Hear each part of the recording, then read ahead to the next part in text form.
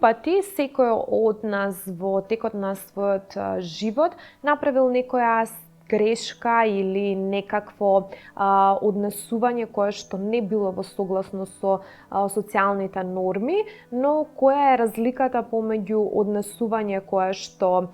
се санкционира во рамките на воспитните модели и воспитните методи, а кое е однесување кое што резултира со многу посериозни санкции и е казниво по закон и зошто луѓето завршуваат токму во затворите. Дали сите дела кои што се казниви се впрочем и соодветно санкционирани и дали може да постои соодветна казна како одговор на некое лошо дело. Исто така разговараме во новата емисија и колку нови шанси заслужува еден човек кога ќе направи престапничко однесување, односно кога ќе направи некое казниво дело, дали треба да му се даде втора шанса и колку пати луѓето ја користат соодветно втората шанса или се повратници, а дали има воопшто смисла да се дава трета и четврта шанса после престапничко однесување и јасни знаци дека станува збор за девијантен профил на личност. Говориме со социологот Александар Ковиловски, а сите овие прашања ќе ви ги одговориме во продолжение. Останете со нас и проследете го нашиот разговор. Александар Ковиловски е мој гостин на една интересна тема, дали е воопшто можна ресоциализација. Прво ќе зборуваме за процесот на социализација и како процесот на социализација има импакт во создавање на една поспецифична структура на социјално однесување, да кажеме, тоа е престапничкото однесување. Освен тоа што се занимаваш со ресоциализација, по вокација си дипломиран социолог, често пишуваш и книги на тема ресоциализација, што стручни, што романи, каде што има дел и нели документирано сведоштво, дел фикција, работиш и на снимање, продуцирање на документарни филмови кои што се однесуваат на оваа проблематика и сметам дека ова е една тема која што треба да се актуализира и да зборуваме многу повеќе за општата општествена одговорност на сите нас поединци во изродувањето или во создавањето на еден таков профил кој што, да кажеме, е престапнички профил. Сега, која е таа возрастна граница, кој е тој возрастен период каде што за еден поединец можеме да кажеме дека неговото однесување можеме да го наречеме, именуваме, класифицираме, казнуваме, санкционираме како престапничко однесување, затоа што, например, на помала возраст, кога ќе се направат некои отстапки од нормалното однесување, не можеме сега да кажеме баш дека едно дете може да направи престапничко однесување, може тоа е резултат на некои недобро совладани социјални норми или недостаток од внимание, социјализација, воспитание, кога еве и законски и можеби културно и општествено можеме да кажеме за еден поединец, да, сега е конечен период кога можеме да кажеме ова однесување е престапничко однесување и како такво ќе го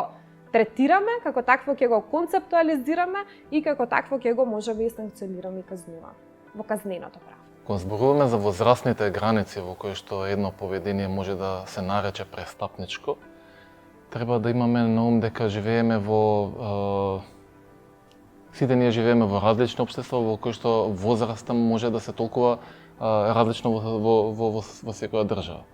Значи законски, нели, во оној свет кој што ние го нарекуваме цивилизиран свет, нели, полнолетството е главниот, односно наполнувањето на 18 години е главното време во кое што може да наведеме дека едно поведение станало престапничко во казнена форма. Меѓутоа постојат и дефиниции кои што се нарекуваат, кои што ги класификуваат младите лица на постари малолетници, кои што може да се протолкува дека до 21 година, некаде почнува казнената евиденција на лицето од 16 години, така да периодот од 16 до 21 година можам да го дефинирам, значи зборуваме за различни држави во оној западен свет, кој што во кој што таа возраст може да се класификува како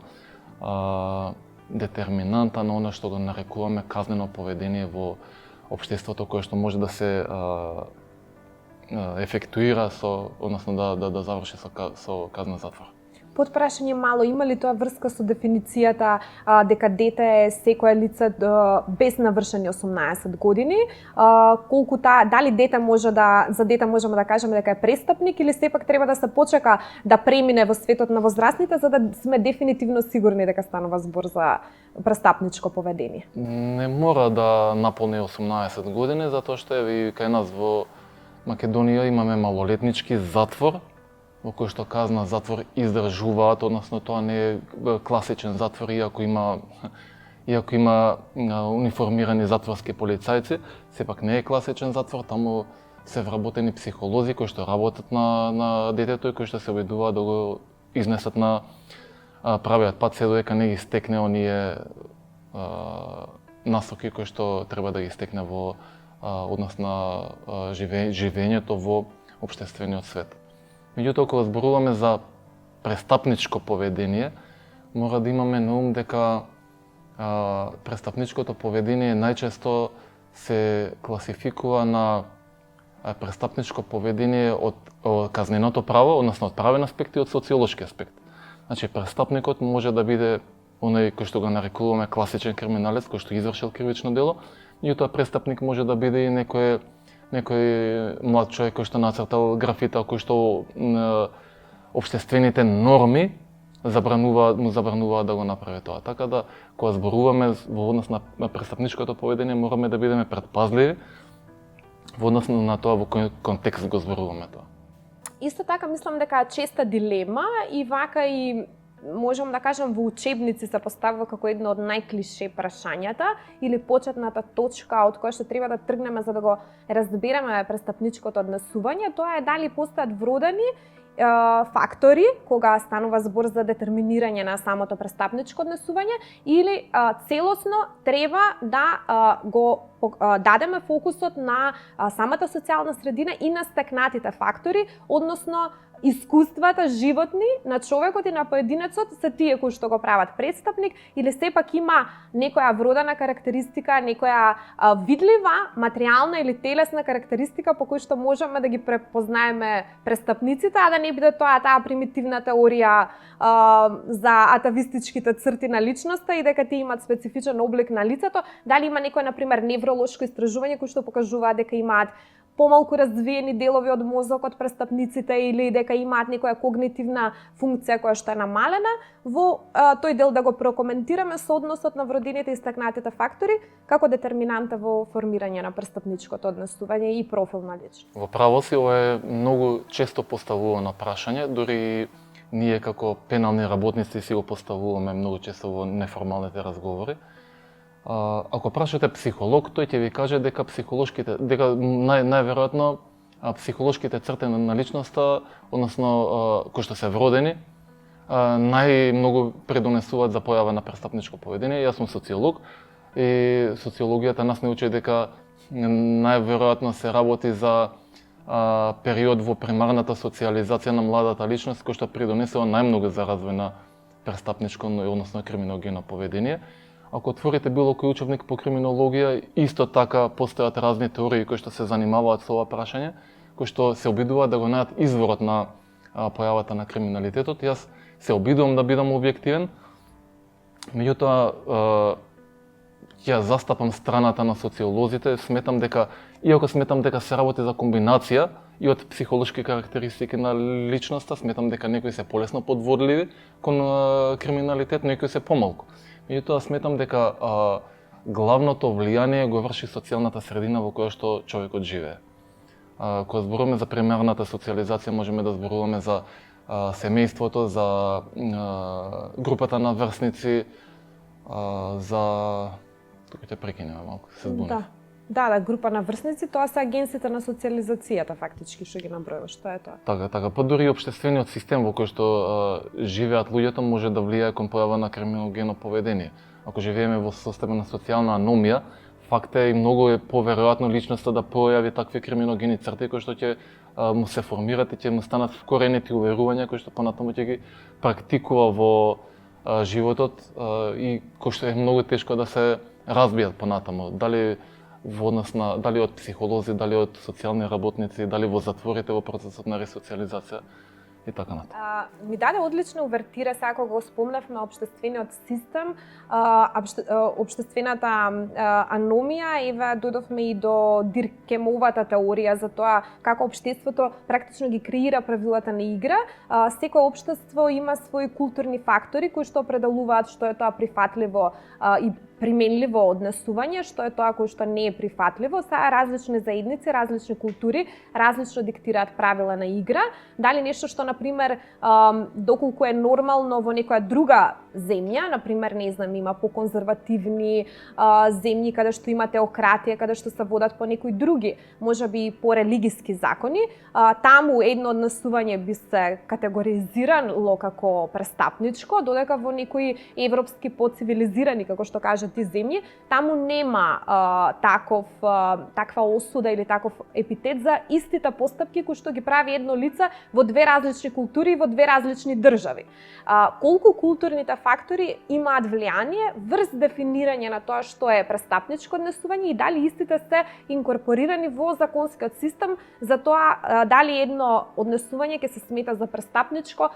и однесување кое што треба да биде санкционирано. Културните образци на поведение на одредена индивидуа се детерминирани од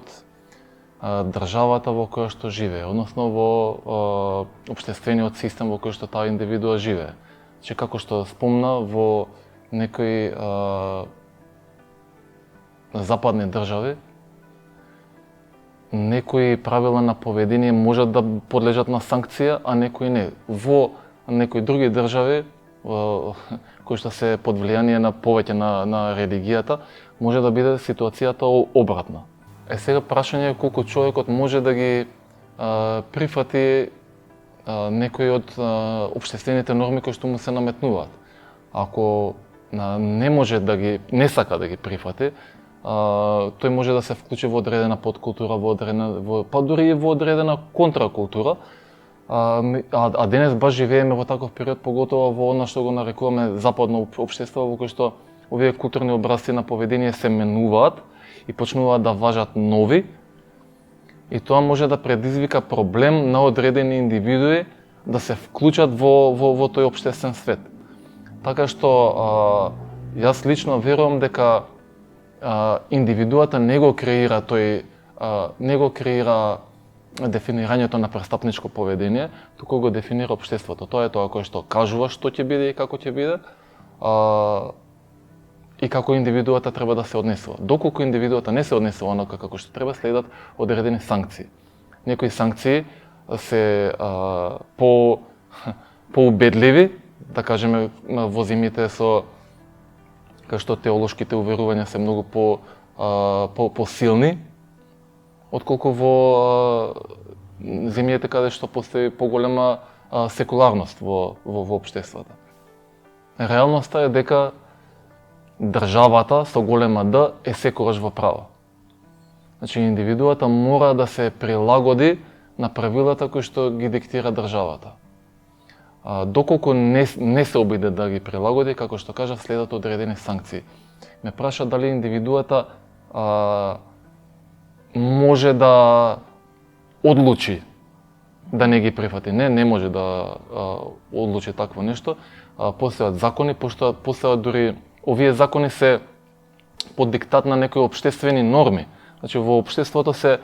општествените норми и законските норми се истоветуваат една со друга и одат паралелно една со друга. Така што лицето кое што сака да ги почитува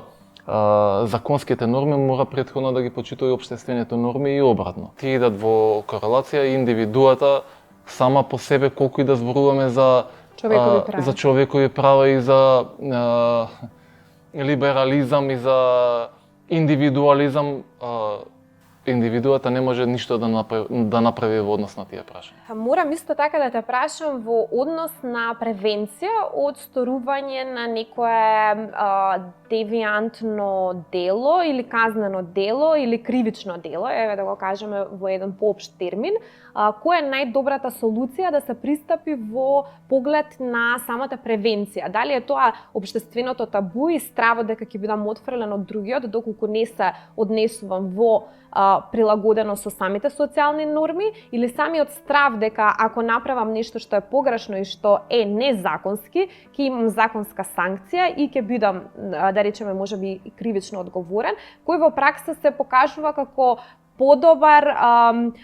спроведувач на тој, како да кажам, сугестивен момент кај луѓето кога е воспитанието и социјализацијата во прашање. Дали е примерен тој страв дека ќе бидам отворена од околината и тоа општествено и културно табу, или сепак законот е тука и државата што е спомнати со големо Д, таа која што има најголема репресивна моќ од која што луѓето и ден денеска се плашат. Сметам дека стравот од државата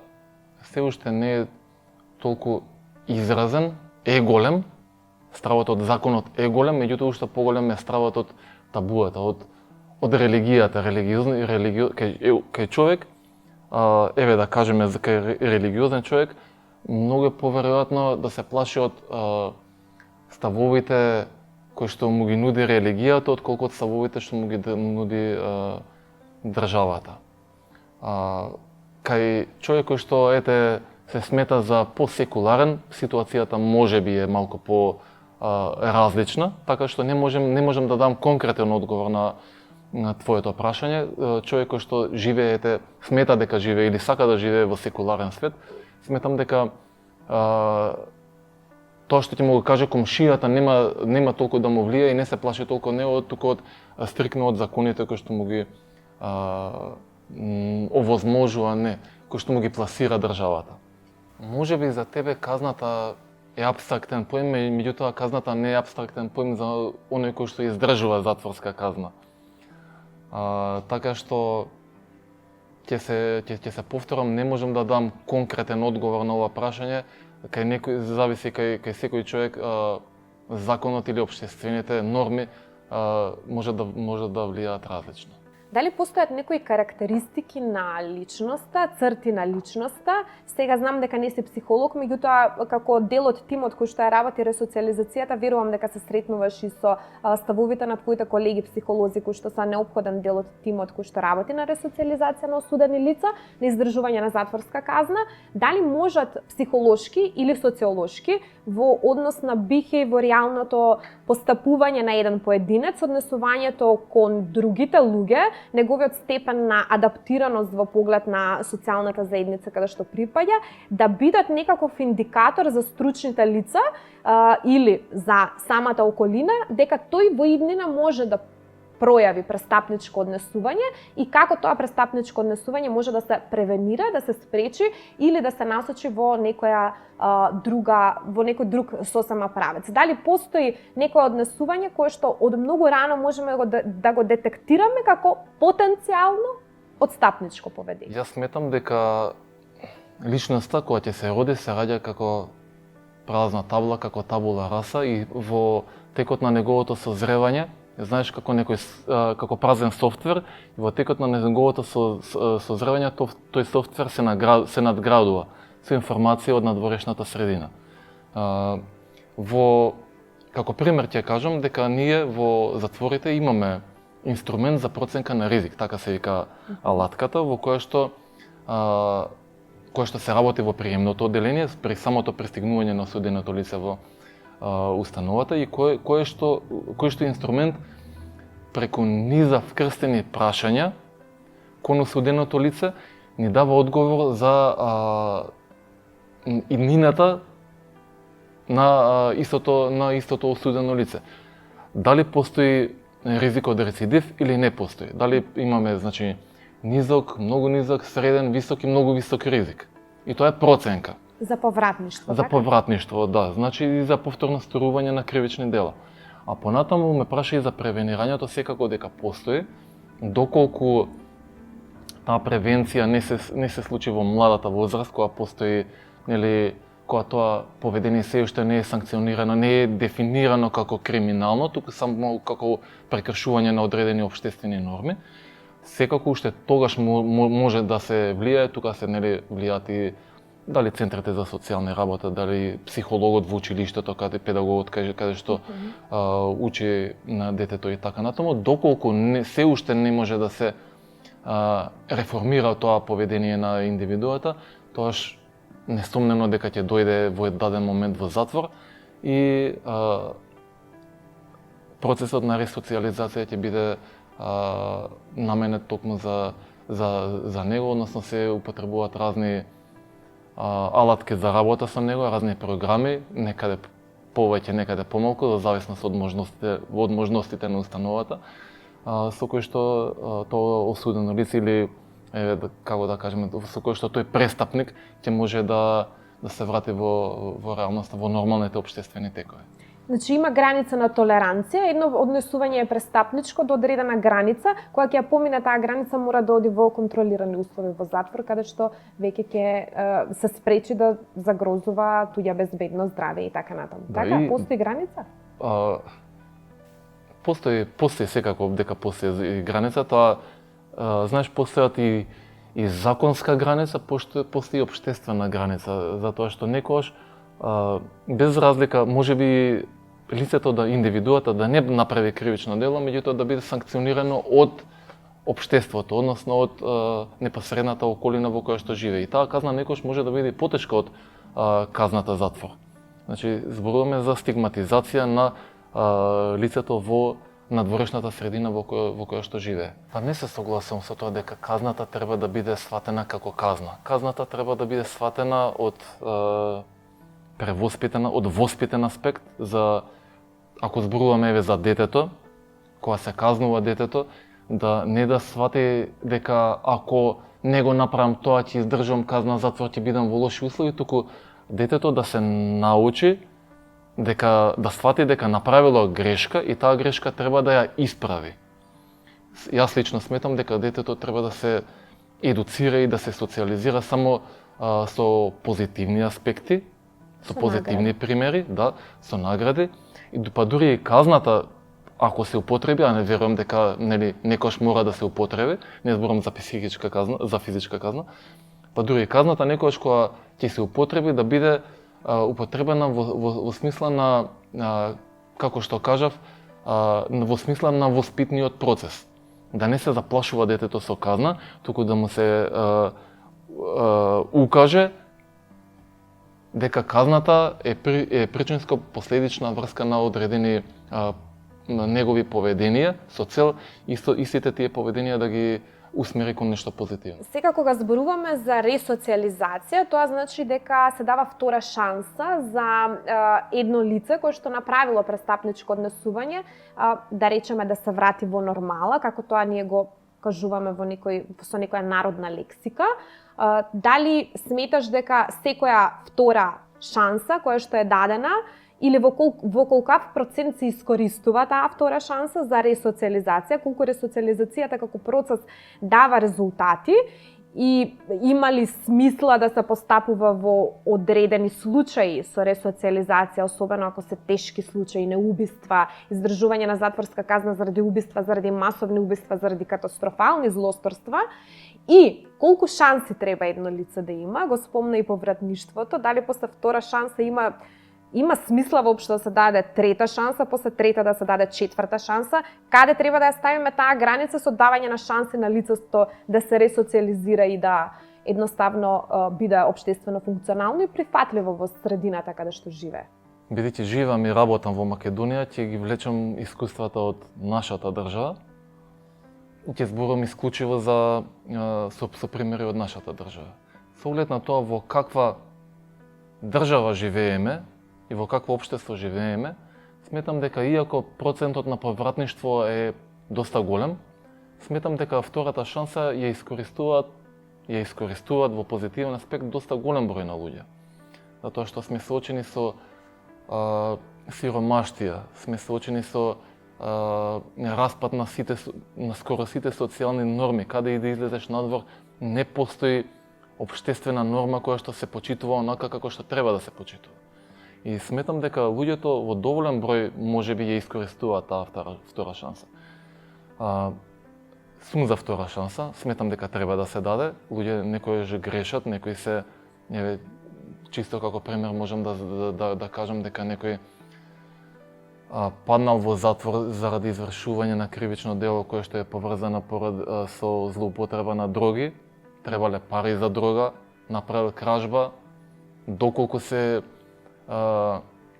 некој начин се излечил од таа зависност во казнено-поправената установа или било каде и да е, сметам дека треба да му се даде дека треба да му се даде втора шанса, иако не треба да се даде втора шанса на секога. Че работам во затвор, како воспитувач во секторот за ресоциализација, наша задача е да ги читаме кривичните дела и сметам дека некои кривични дела и не заслужуваат да добијат втора шанса. А дали си за трета и четврта? Па може да кажам дека многу е тешко да се одговори на ова прашање, затоа што се зависи до индивидуални случаи. Значи, имате доживотно осудени лица за тешки кривични дела, кои што во затворот се рехабилитирале и кои што имаат исклучително примерно поведение, а кои што не можат, законот им овозможува, меѓутоа до сега никој не им овозможил да излезат на слобода, да се ослободат, иако издржале преку 25 години од казната затвор. И безцелно седат во затворот, можеби 10 години. 10 години се исклучително се најпремерените осудени лица. Така што секогаш постојат некои исклучоци за кои што можеме да кажеме дека заслужуваат и втора шанса и трета шанса. Секогаш постојат исклучоци за кои што кажуваме дека не заслужуваат втора шанса. Јас сум застапник на таа идеја дека на секого треба да му се даде втора шанса. Трета шанса малку потешка, затоа што кога човек ќе направи едно кривично дело, кога ќе биде казнет, кога ќе забележи кој што ќе забележи суштината на казната која што му ја наметнала државата и општеството, и ќе излезе надвор и ќе го повтори тоа, сметам дека после тоа веќе и можеби пак ќе кажам,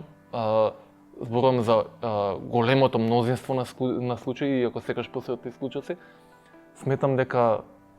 трета шанса веќе и нема да ги даде потребните резултати, бидејќи првиот и вториот пат веќе му се дадени доволно голем број на шанси. Како ќе се повторам со оглед на тоа во какво општество живееме, ги жалам младите луѓе и сметам, не знам колку мина го гледаат и ќе го следат овој интервју, да внимаваат на себе, да внимаваат на своето поведение, бидејќи кога веќе ќе паднат во тој магичен круг, може така да се каже, многу е тешко да се извлечат и тоа да не си мислат дека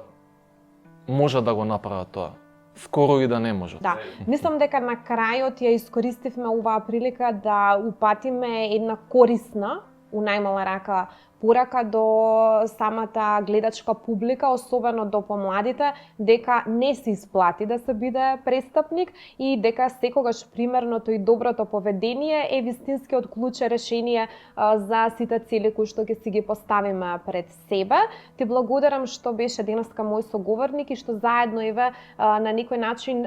решивме многу дилеми, одговоривме на многу прашања, затоа што сметам дека оваа тема која што е значително важна, не е доволно експлоатирана и не се говори радо јавно за таа тема, а мислам дека ова се некои корисни совети, аспекти од разбирање на престапничкото однесување кои што на секој може да му бидат од полза. Ако ништо друго, многу од нас родители чуваме деца, па во самиот воспитан процес или како што е наречети примарната социализација, треба да ги знаеме тие мали трикови за тоа како да го следиме поведението на нашите деца. Ти благодарам уште еднаш. Благодарам и на тебе за поканата. Сметам дека е од исклучителна важност да се зборува на овие теми, затоа што најчесто кога ќе се спомнат затворите, секогаш кога ќе бидам некош поканет на интервју, секогаш има некои подпрашања од типот на што направил тој, што направил тој, знаеш, секогаш има прашање од жолтиот печат, затоа што сметам дека и новинарите тоа сакаат да го излечат од нас кои што сме работени во некои институции кои што се затворени за јавноста. Меѓутоа вакви прашања сметам дека се од исклучителна важност да се појават и да се пласираат пред јавноста со цел јавноста да се запознае со некои поинакви одговори и да биде подготвена за тоа што ги очекува нивните деца. Да се даде втора шанса е човечки, до некаде морална задача на секој од нас да му дадеме шанса на човекот да покаже покаяние, односно да покаже дека научил соодветна лекција и дека своите животни грешки нема да ги повторува, меѓутоа не секое однесување и не секое дело кое што ќе се направи е простиво. Има некои дела кои што се навистина загрозувачки и од широки размери и вознемирувачки, така да во таа ситуација е навистина невозможно да се говори за човечки пристап или за давање на нови шанси. Сепак нашето општество е насочено на тој начин да има можност за покајничко однесување и нашите системи работат на ресоциализација и рехабилитација и на давање на втора шанса секому со мали исклучоци. Вие следевте емисијата Мој збор на тема престапничко однесување, а ние се гледаме веќе следната недела со нови теми и нови гости. До тогаш ви посакувам убава работна недела.